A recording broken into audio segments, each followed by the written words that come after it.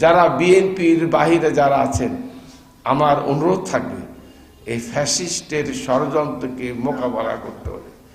এই 5ই আগস্ট যে সংগ্রাম, যে রক্ত, যাদের রক্তের বিনিময়ে বাংলাদেশের যে গণতন্ত্র, বাংলাদেশের মানুষের যে ভোটের অধিকার, বাংলাদেশের মানুষের স্বাধীনতা সার্বভৌমত্ব রক্ষা করার জন্য আমাদের যে সমস্ত ভাই বোনেরা, যে সমস্ত সন্তানেরা রক্ত দিয়েছে, তাদের রক্ত বৃথা যেতে দেওয়া যাবে না।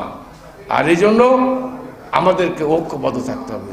শুধু ফ্যাসিস্টের বিরুদ্ধে আজকে বিএনপি, জামাত, এনসিপি সহ গণ অধিকার পরিষদ থেকে শুরু করে বাংলাদেশের যত রাজনৈতিক দল আছে, গণতান্ত্রিক রাজনৈতিক দল আছে, সকলকেই এই ষড়যন্ত্রকারীদের বিরুদ্ধে একটা জায়গায় আমাদের ঐক্যবদ্ধ থাকতে হবে। কারণ ঐক্যের বিকল্প নাই।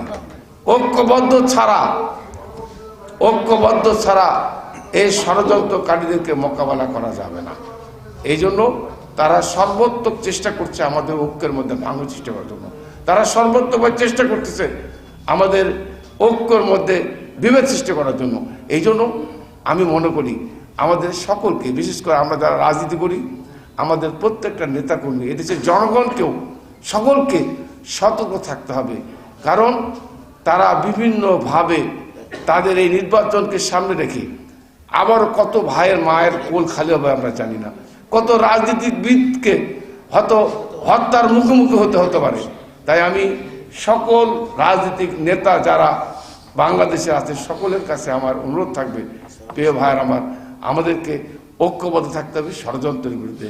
কারণ এরা এই দেশটাকে, এদেশের স্বাধীনতাকে বিকিয়ে দিয়েছিল।